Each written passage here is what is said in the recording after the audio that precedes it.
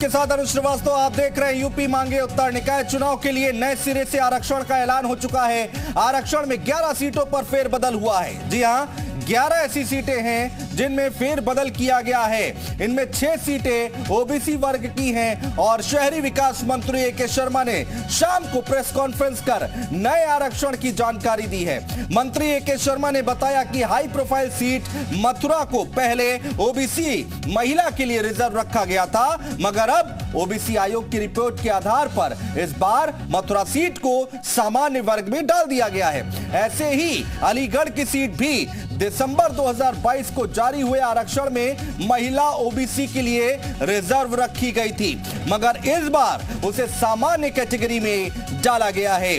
प्रयागराज को भी ओबीसी के बदले सामान्य श्रेणी में रखा गया है। ऐसे में आरक्षण की तब्दीली के बाद अब निवर्तमान मेयरों की टेंशन बढ़ गई है। साथ ही सियासी दलों के लिए भी तनाव की स्थिति पैदा हो गई है। तो खास पैनल के साथ चर्चा करेंगे, लेकिन पहले ए.के. शर्मा का क्या कुछ कहना है वो सुन लेते हैं।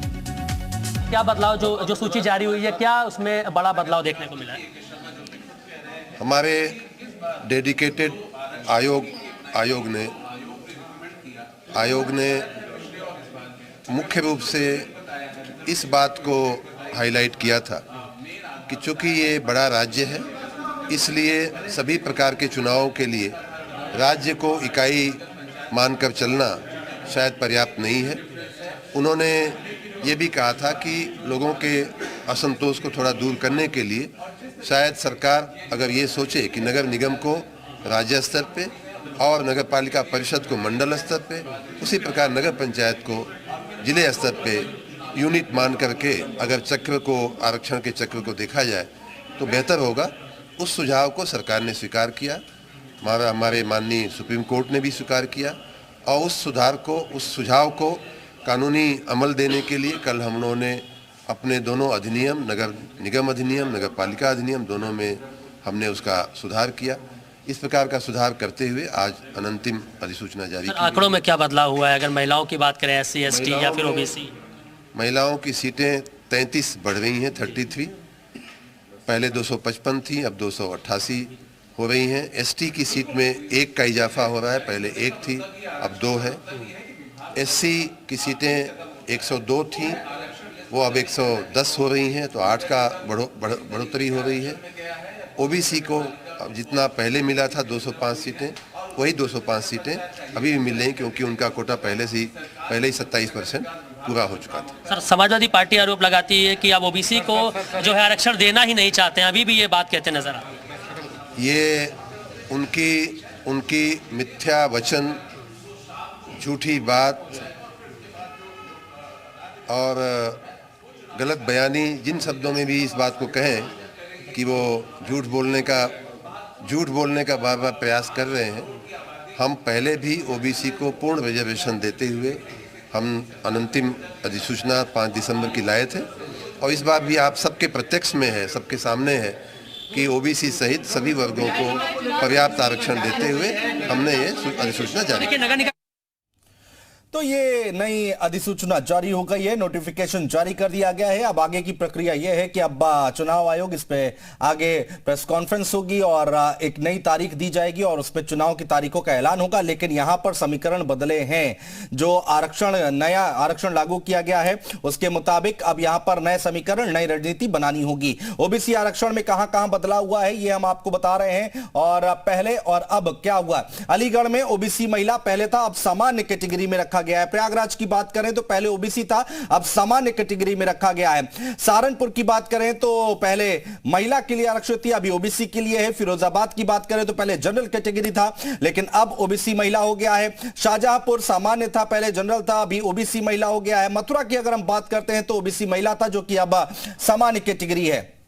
तो ये तस्वीर निकलकर सामने आई है। कहां पर कितना बदलाव हुआ है वो हम आपको बताने की कोशिश कर रहे हैं। प्रयागराज की बात करें, अलीगढ़ की बात करें, सहारनपुर की बात करें, मथुरा की बात करें, इसके साथ ही साथ फिरोजाबाद की बात करें तो यहां पर बदलाव हुआ है। और इसी पर चर्चा करेंगे, बातचीत करेंगे। बड़ा पैनल, खास पैनल हमारे साथ जुड़ रहा है, उनसे जानने और समझने की कोशिश करेंगे कि अब रणनीति कितनी बदलनी पड़ेगी, समीकरण कितने बदलने पड़ेंगे, यह जानने की कोशिश करेंगे। और किस पार्टी की कितनी तैयारी आज की डेट में हम देखें तो इस पर बात करेंगे।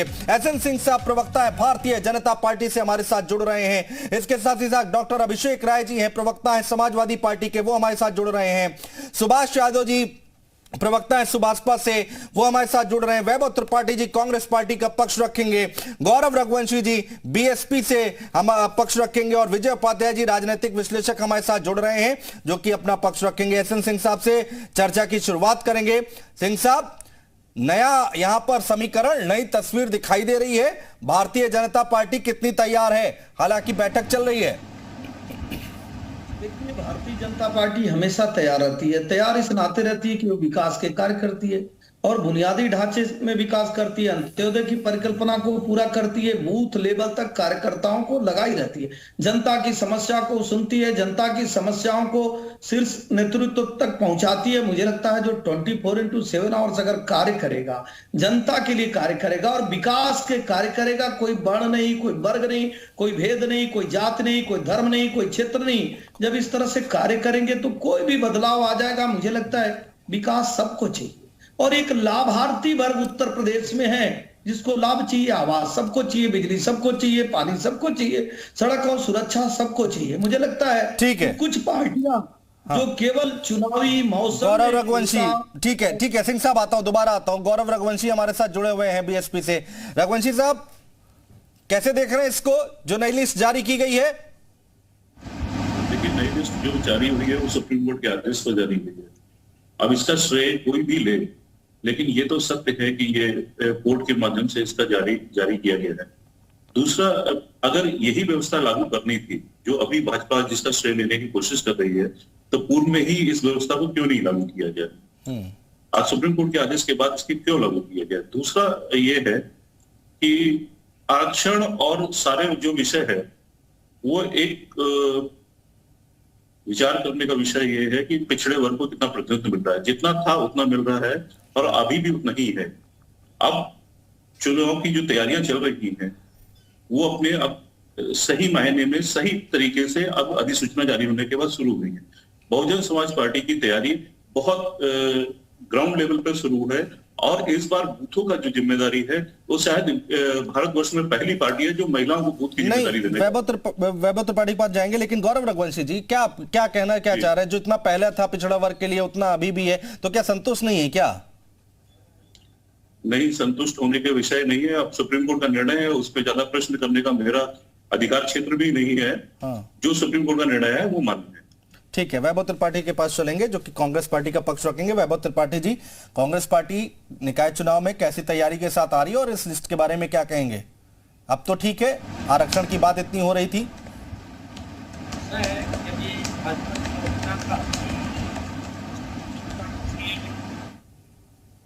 अभी पहले भी जो जारी हुई थी उसमें आरक्षण की उन्होंने जारी की थी, उसको पहले सही बता रहे थे। अब जब कोर्ट ने दंड मारा तो उसके बाद मजबूरी में इसको बदलना पड़ा, तो कह रहे कि नहीं ये हमारी मंशा है। मंशा अगर आपकी ये है और आपने अच्छा अब किया है, पहले गलत क्यों किया था, इसका जवाब देना चाहिए। और कांग्रेस पार्टी की जो है निकाय चुनाव के संदर्भ में, कांग्रेस पार्टी अपना तैयारी बूथ लेवल पर बैठी है। कांग्रेस मजबूती से चुनाव लड़ेगी। मुद्दे भारतीय जनता पार्टी बुलाने के चक्कर में लगी है, लेकिन कांग्रेस पार्टी इस बात पे चुनाव लड़ेगी कि महंगाई, बेरोजगारी, क्षेत्रीय मुद्दे, जो गंदगी है शहरों में। मैं बनारस में हूँ और आप शहर के गली गली घूम जाइए, आपको समझ आ जाएगा कि इनका पिछले 35 साल में नगर निगम में कब्जा होने के बावजूद इनको मंत्रियों की ड्यूटी लगानी पड़ती है प्रभार क्षेत्र के रूप में। और गलियां आप आके देख लीजिएगा, हर जगह बदबूदार गलियां हैं। सिर्फ चंद रोडों को इन्होंने अच्छा बना दिया है, जो मेन रोडे हैं, उसके अलावा गलियों में बदबू है और गरीब आदमी उसी बदबू में मजबूर। इसका जवाब एसएन सिंह साहब से जरूर लेंगे और वो भी वाराणसी को अच्छे से समझते हैं, जानते हैं, वो जरूर बताएंगे और मुस्कुरा भी रहे हैं। आते हैं सिंह साहब आपके पास। सुभाष यादव जी चर्चा में आइए, सुभाषपा से प्रवक्ता है, आ गए हमारे साथ। यादव जी, कैसे देख रहे हैं, लिस्ट जारी हो गई है, अब बहुत सारे समीकरण बदलेंगे, हर एक पार्टी की रणनीति बदलेगी।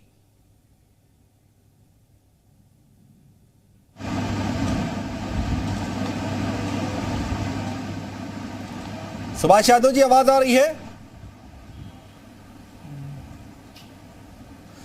शायद आवाज नहीं पहुंच रही, दोबारा बात करने की कोशिश करेंगे। विजय उपाध्याय जी, राजनीतिक विश्लेषक हमारे साथ हैं। विजय उपाध्याय जी, कैसे देखा जाए, आज से कहा जाए बिगुल बज चुका है, शुरुआत हो गई है निकाय चुनाव की?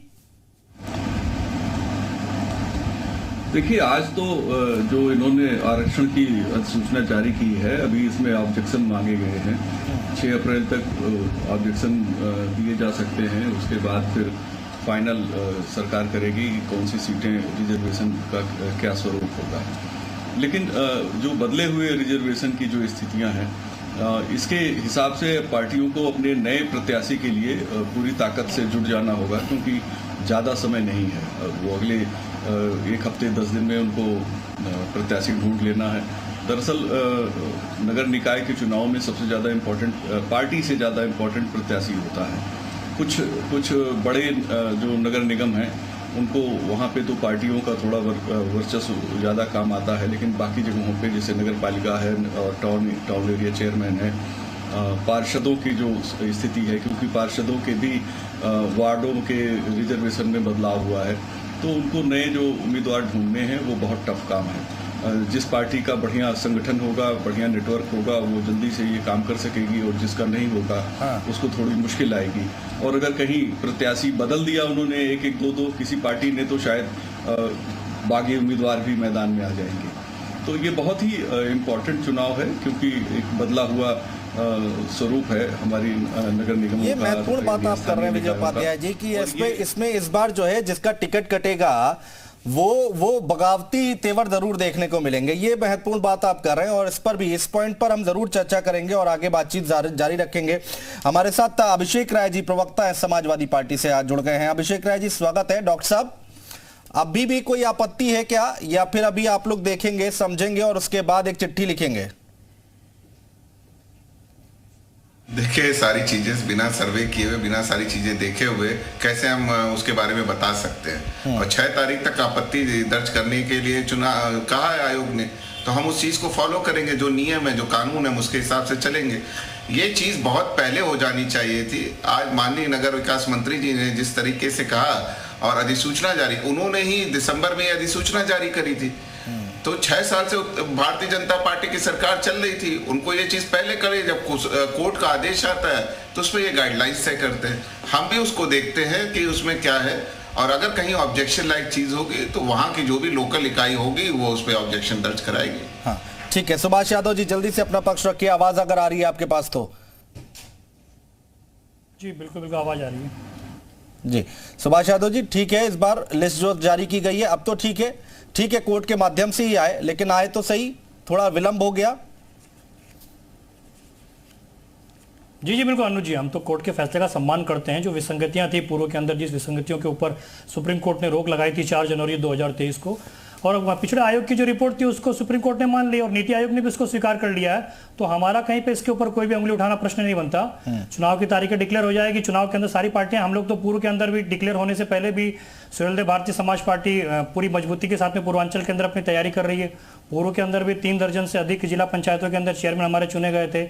इस बार हमारे चेयरमैन और ज्यादा चुन के आएंगे, बीडीसी चुन के आएंगे, ब्लॉक प्रमुख चुन के आएंगे। हमारी तैयारी पूरी मजबूती से है और कोर्ट के फैसले का हम पूरी तरीके से सम्मान करते हैं, और उसके ऊपर हमारा कोई इसके ऊपर आक्षेप नहीं, कोई उंगली नहीं उठाना चाहते हम, क्योंकि जो विसंगतियां थी उसे कोर्ट ने दूर करवा दिया आयोग के माध्यम से। आयोग के अंदर भी जहां कहीं पे कुछ रैपिड सर्वे पर, ट्रिपल टेस्ट सर के ऊपर कुछ शायद विसंगतियां थी, मुझे लगता है कि उसे भी समय रहते दूर कर लिया जाएगा। ठीक है, एसएन सिंह साहब जवाब दीजिए अब एक एक करके। यहां पर कांग्रेस पार्टी और समाजवादी पार्टी कह रही है तो पहले कर देना चाहिए था, कोर्ट ने जब इसमें इंटरफेयर किया तब आप लोग इस चीज को तो पहले ही कर देते, इतनी देर ना होती।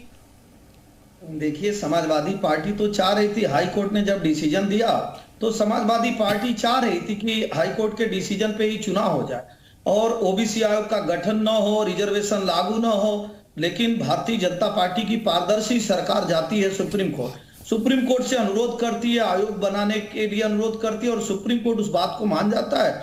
और जो एक तय सीमा निर्धारित करता है सुप्रीम कोर्ट, उससे लगभग 15 दिन पहले ही आयोग अपना रिपोर्ट सबमिट कर देती है। इससे यह साफ जाहिर होता है कि भारतीय जनता पार्टी एक पारदर्शी सरकार, जवाबदेह सरकार, ईमानदार सरकार है और जनता की सरकार है। रही बात कि ये क्यों हुआ, तो 2012 और 17 में इसी तरह से होता आया। मुझे लगता है बहुजन समाजवादी पार्टी की सरकार थी और समाजवादी पार्टी की सरकार थी, दोनों लोगों को यह बात मान लेना चाहिए कि इसमें विसंगतियां हैं। हमें अगर विसंगति दिखाई दी, हम स्वयं सुप्रीम कोर्ट गए, उस चीज को माने, स्वीकारे और उसको ठीक करके जनता के बीच में आ गए। अगर नहीं मानना होता तो समाजवादी पार्टी की तरह हाई कोर्ट में जाके कहना कि नहीं उसी पे करा दीजिए, भारतीय जनता पार्टी चुनाव करा लेती। क्योंकि हम संविधान में विश्वास करते हैं, हम कानून में विश्वास करते हैं, हम जनता अभिषेक राय जी रहते हैं, जनता के लिए कार्य करते हैं, इसलिए कोई भय नहीं। अभिषेक राय जी कुछ करते हुए जनता के बीच में इस विश्वास के आ रहा हूं। अभिषेक जी आ रहा हूं, बीजेपी प्रदेश अध्यक्ष कुछ कह रहे हैं, जरा उनको सुन लेते हैं। सरकार का और हमारी पार्टी का जो संकल्प है, और बार बार माननीय मुख्यमंत्री जी ने और पार्टी के सभी वरिष्ठ नेताओं ने, हमारे केंद्रीय नेतृत्व ने दोहराया कि जो भी संविधान में प्रदत्त आरक्षण की व्यवस्था है उसी के साथ सरकार आगे बढ़ेगी, पार्टी आगे बढ़ेगी। चुनाव को लेकर आरक्षण की अंतिम लिस्ट जारी होने पर समाजवादी पार्टी पिछड़ा वर्ग प्रकोष्ठ के प्रदेश अध्यक्ष राजपाल कश्यप ने कहा है कि अखिलेश यादव की ये देन है, ये लड़ाई सुप्रीम कोर्ट तक गई, नगर पालिकाओं में आरक्षण भी समाजवादी पार्टी की ही देन है। सरकार ने सर्वोच्च न्यायालय के निर्णय का सम्मान करते हुए समय सीमा में अधिसूचना जारी कर दी है। आज निगमों, नगर पालिकाओं, नगर पंचायतों को आरक्षण की घोषणा हो गई है। हम समझते हैं कि सरकार ने बिना किसी देरी के अपने दायित्व का निर्वहन कर दिया है। चुनाव आयोग की भूमिका आगे महत्वपूर्ण रहने वाली है। जब भी आयोग चाहेगा चुनाव की घोषणा करेगा, लेकिन एक बात बिल्कुल साफ है कि उत्तर प्रदेश में भारतीय जनता पार्टी का प्रत्येक कार्यकर्ता पहले से निकाय चुनाव के लिए तैयार था।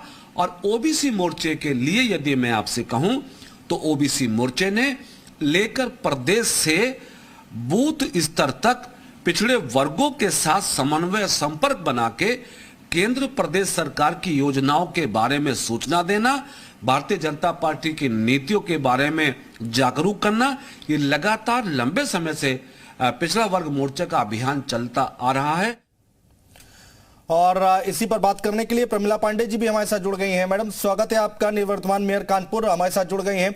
आता हूं मैं प्रमिला जी आपके पास भी, लेकिन अभिषेक राय जी ब्रेक पर जाने से पहले एसएन सिंह साहब आपके ऊपर हमलावर थे और यहां पर भूपेंद्र चौधरी भी कह रहे हैं कि आप लोगों ने भ्रम फैलाकर चुनाव को टालने की कोशिश की है।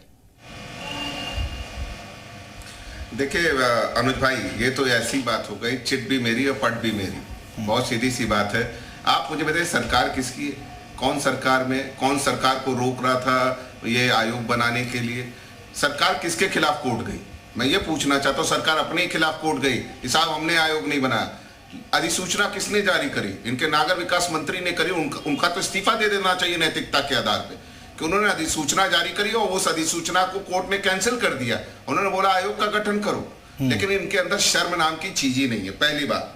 दूसरी बात, मैं ये पूछना चाहता हूँ इस सरकार से कि सब कुछ इनका है, सारी चीजें सत्ता में ये हैं, सारी लॉ एंड ऑर्डर बनाने की स्थिति इनकी है, कानून बनाने के, आयोग बनाने की स्थिति इनकी है, तो ये समाजवादी पे क्यों कर रहे थे? ये तो अधिसूचना निकाल दिया कि एसएन सिंह साहब जल्दी से जवाब दीजिए। हम इसी पे चुनाव कराएंगे। हाँ जल्दी से इसी पे चुनाव कराएंगे। और उसको जब हाई कोर्ट ने पलट दिया तो ये सुप्रीम कोर्ट भागे गए अपनी सरकार के खिलाफ। Supreme court.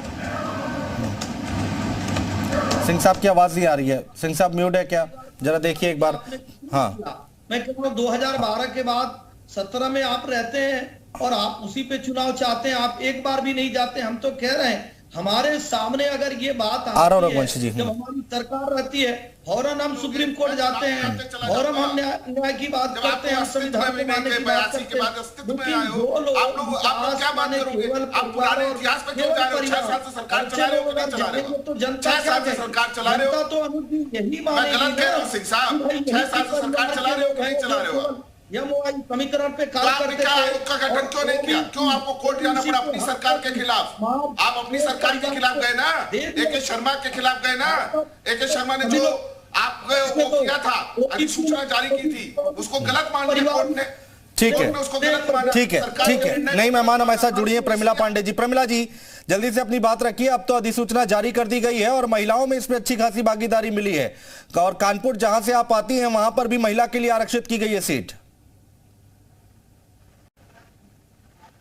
देखिए हमारी सरकार हमारी सरकार सबका साथ सबका विकास, ये जो कह रहे हैं बोल रहे हैं समाजवादी पार्टी, हमारा देश अब जान चुका है कि कौन काम करता है और कौन खाली लबबाजी करता है। इनको खाली यही एक ही काम है कि काम नहीं हो रहा, ये नहीं, ये इनसे पूछा जाए कि आप इसके अलावा भी कुछ जानते हैं कि नहीं। जनता जानती है, क्योंकि हम लोग जनता के बीच काम करते हैं। अब आप देख लीजिए कि 5 साल हमने जनता के बीच में रहे, ये लोग तो चुनाव निकलते हैं, उसके बाद अपने घर में आराम से सोते हैं। चुनाव में निकलेंगे, चुनाव बता, हम लोग तो बराबर से एकदम सड़क पर रहते हैं, एक घर एक में हम लोग। आपको जवाब देना चाह रहे हैं समाजवादी पार्टी के प्रवक्ता, शामिल होते हैं। आपको जवाब देना चाह रहे हैं डॉक्टर साहब। आ रहा हूँ रघुवंशी जी, आ रहा हूँ, मुझे पता है आप दोनों को बोलना है, कांग्रेस के नेता को बोलना। आ रहा हूँ वैभव जी, आ रहा हूँ कुछ भी नहीं बोल पाएंगे। हाँ, बोलना चाह रहे हैं, वो उंगली उठा रहे हैं।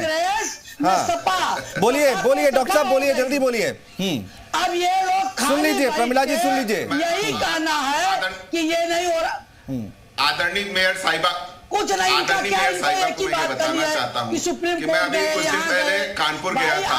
मैं सुन लीजिए, आदरणीय मेयर साहिबा मेरी बात तो सुन लीजिए। आदरणीय मेयर साहिबा सुन लीजिए, बात तो सुनिए। प्रमिला जी सुन लीजिए, इस तरीके से चलाने से काम नहीं चलेगा। सुन लीजिए, लोग फैलाते हैं। हाँ ठीक है, आदरणीय मैं तो आपको आदर दे रहा हूँ, आप बड़ी हैं, हम आपको आदर दे रहे हैं, महिलाएं बड़ी हैं, हम आपको आदर दे रहे हैं। अरे आप पूरी बात तो सुन लीजिए, आप बात ही नहीं सुनेंगे, अनिल भाई इस तरीके से नहीं बोल पाऊंगा। शर्म आनी चाहिए। ठीक है, बोलिए डॉक्टर साहब, बोलिए जल्दी।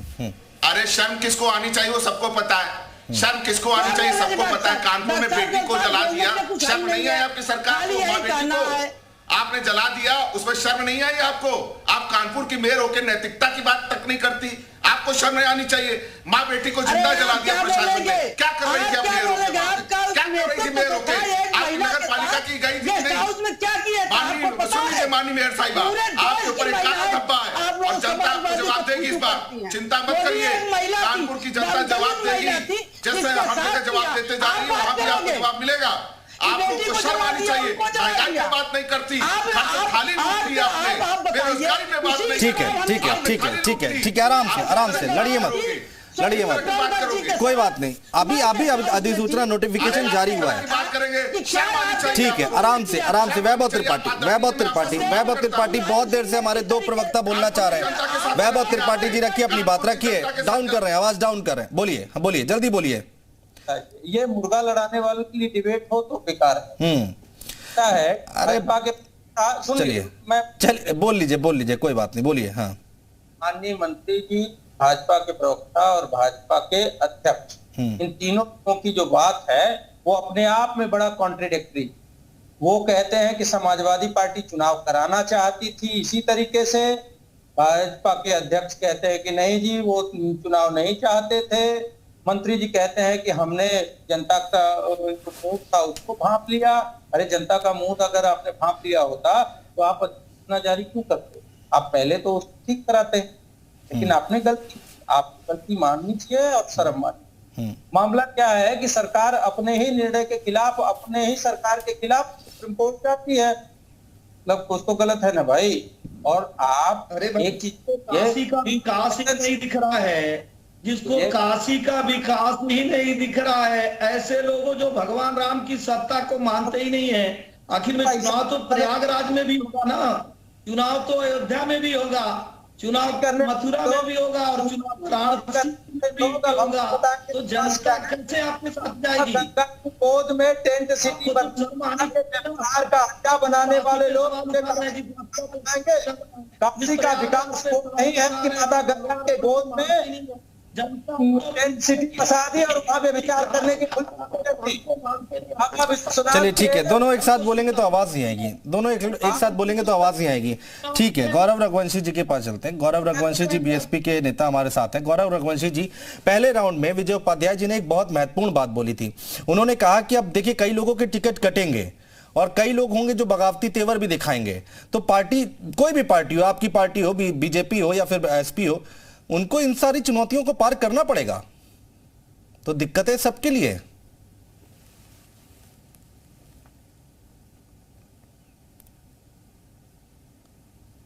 आवाज नहीं आ रही है रघुवंशी जी की, आवाज नहीं आ रही है। म्यूट कर दिया है शायद। आप प्लीज जल्दी से उसको अनम्यूट करें और अपनी बात रखें, जल्दी से रखिए।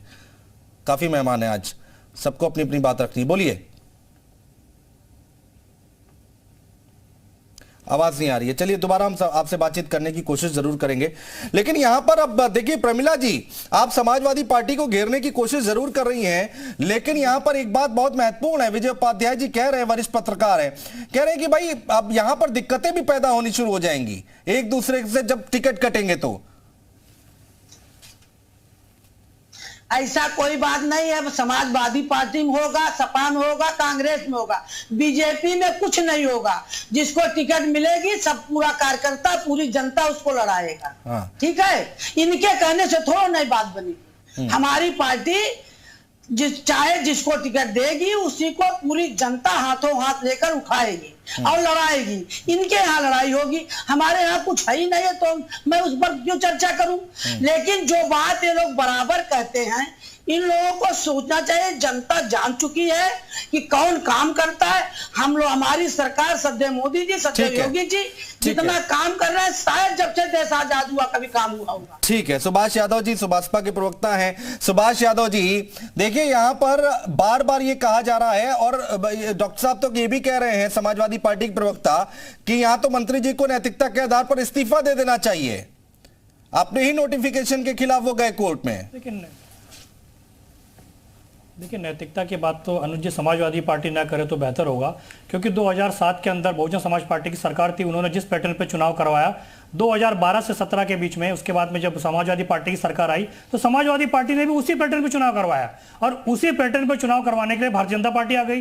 तो जिस प्रकार समाजवादी पार्टी बोल रही कि नैतिकता की बात, तो समाजवादी पार्टी को 2012 के अंदर अपनी नैतिकता की याद नहीं, जब इनकी सरकार थी तब इन्होंने भी तो उसी पैटर्न के ऊपर चुनाव करवाया था। आज इनके पेट में बड़ा दर्द हो रहा है, इनको अपने कारनामे नहीं दिखे।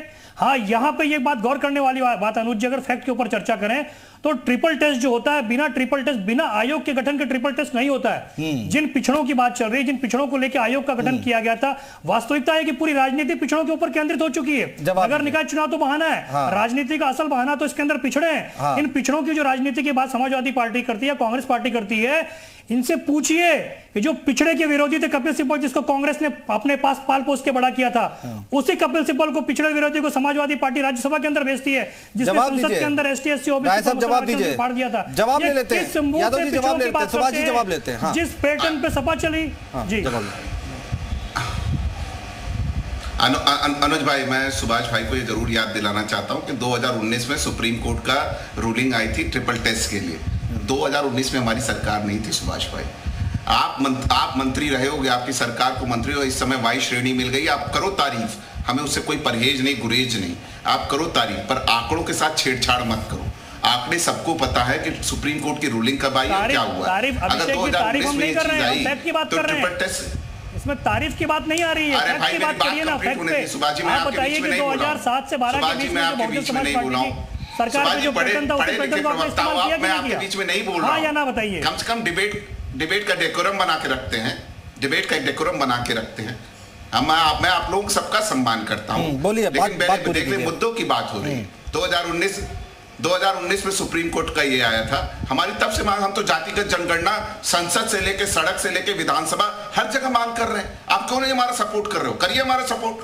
हमारे राष्ट्रीय अध्यक्ष जी ने तो आपके राष्ट्रीय अध्यक्ष जी से विधानसभा में भी कह दिया, उन्होंने हामी भर दी थी कि चलिए बात हो जाएगी। ओपी राजभर ने हामी भर दी थी, उन्होंने कहा था हम इसके पक्ष में हैं, उन्होंने बोला था, सदन में बोला था ओपी राजभर ने, हम लोग ने सुना था। ठीक है, रघुवंशी जी, गौरव रघुवंशी, अनुज भाई वही बात अनुज इनका जवाब दे दो जरा, दे लीजिए, जल्दी से दे लीजिए, बहुत मेहमान है। विजय उपाध्याय जी भी वेट कर रहे हैं। हाँ बोलिए। बहुत अच्छी बात बोली इन्होंने, बहुत अच्छी बात बोली। अनुज जरा इनसे भी पूछिए कि 2012-17 के बीच में इनकी सरकार थी, अखिलेश यादव मुख्यमंत्री थे, पूर्व में 3 बार श्रद्धेय आदरणीय मुलायम सिंह यादव जी मुख्यमंत्री थे, केंद्र के अंदर जो कांग्रेस की सरकार, जिसको समाजवादी पार्टी ने, बहुजन समाज पार्टी समर्थन किया था, वहां पर भी डबल इंजन की सरकार थी। ठीक है, समय नहीं बचेगा, सबको समय देना है। गौरव रघुवंशी जी, रख लिया अपनी बात।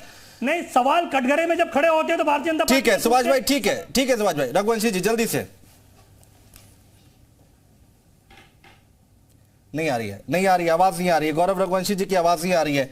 एसएन सिंह साहब कुछ कहना चाह रहे हैं, बोलिए एसएन सिंह साहब।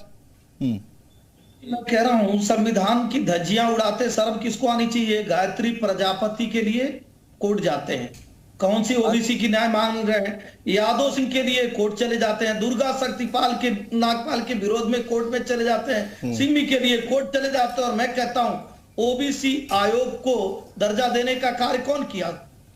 भारतीय जनता पार्टी ने संवैधानिक दर्जा देने का कार्य किया। और सबसे पहले कल्याण सिंह सरकार के समय में ओबीसी को स्थानीय चुनावों में दर्जा देने का कार्य किया गया।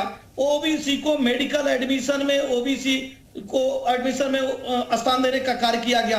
तो लगातार एक सरकार कार्य कर रही है, और एक सरकार जब रहती है तो 42 एक परिवार के हो जाते हैं, दूसरे के लिए कार्य नहीं करते हैं। हाँ, तो इस समय अगर आप आरोप भी लगाएंगे तो लोग पूछेंगे, ये समझेंगे कि जब ये रहते हैं। विजय उपाध्याय जी लग रहा है आपको कि यहाँ पर क्रेडिट लेने की होड़ मच गई है?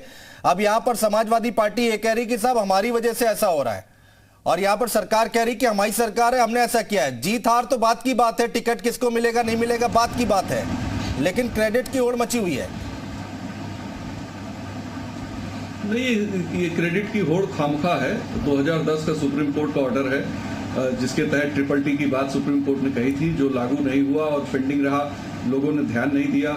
पिछले समय में महाराष्ट्र का मामला सबसे पहले आया, वहाँ के नगर निगम चुनाव को लेकर, फिर मध्य प्रदेश का मामला आया, उसके बाद बिहार का आया, झारखंड का आया, तब उत्तर प्रदेश का केस हाई कोर्ट पहुंचा था और हाई कोर्ट ने ट्रिपल टी लागू करने के लिए कह दिया जी। और ये जो डेडिकेटेड ओबीसी कमीशन है, इसने जो रिपोर्ट दी है, हालांकि रिपोर्ट में क्या है पता नहीं है, लेकिन उसी के आधार पर रिजर्वेशन किया गया है। और ये रिजर्वेशन संविधान के 73वें 74वें संशोधन के द्वारा 1993-94 में किया गया था। ये कोई आज का नहीं है। इसके लिए कोई पार्टी अगर क्रेडिट ले सकती है तो मैं समझता हूँ ये राजीव गांधी का सपना था और कांग्रेस क्रेडिट ले सकती है। लेकिन 1995 के बाद से चुनाव दर चुनाव चीजें बदलती रही हैं। रैपिड सर्वे का जो सिलसिला चल रहा था, दरअसल 2010 में सुप्रीम कोर्ट ने उसी को रोका था। मकसद यही है, सुप्रीम कोर्ट के ऑर्डर का मकसद यही था कि सामाजिक, शैक्षिक और आर्थिक रूप से पिछड़े हुए लोगों को पर्याप्त प्रतिनिधित्व मिले, खासतौर पे पॉलिटिक्स में। तो ये उत्तर प्रदेश सरकार ने रैपिड सर्वे कॉपी पेस्ट किया 2017 का, और जब वकील लोग या कुछ लोग जनहित याचिका में गए तो वहां से ये लागू हुआ। कोई पार्टी इसके लिए क्रेडिट नहीं ले सकती है। और जो ये संशोधन है, ये इसके लिए अगर किसी माफ कीजिएगा, ज्यादा समय है नहीं। गौरव रघुवंशी जी जल्दी से बोलिए, बहुत देर से करेक्ट करना चाह रहे हैं, आपकी आवाज नहीं आ रही है, बोलिए आखिर में। अनुज जी, मेरा भी यही कहना है कि ये जो दोनों पार्टियां केवल ये लड़ाई लड़ रही हैं, ये लड़ाई लड़ रही श्रेय लेने की, जबकि ये हेलो हाँ आ रही आवाज, बोलिए। ये जो लड़ाई लड़ रही है ये श्रेय लेने की लड़ाई लड़ रही है, जबकि ये निर्णय जो आया है सुप्रीम कोर्ट के माध्यम से आया है। ठीक, और इसका श्रेय सुप्रीम कोर्ट को जाता है, ना कि दोनों पार्टियों को जाता है। दूसरा हमारी पार्टी, ये लोग महिला सशक्तिकरण की बात करते हैं, हमारी पार्टी महिला सशक्तिकरण के लिए काम कर रही है। आदरणीय राष्ट्रीय अध्यक्ष जी ने हमारे यहाँ बूथ की जिम्मेदारी पहली बार, शायद ये पहली पार्टी है जिसकी बूथ की जिम्मेदारी महिलाओं को देने का काम कर रही है। और इस निकाय चुनाव में बूथ की जिम्मेदारी पहली बार महिलाओं को मिलेगी। कोई भी दल ठीक है, अपनी अपनी तैयारी आप लोग कीजिए, कौन किस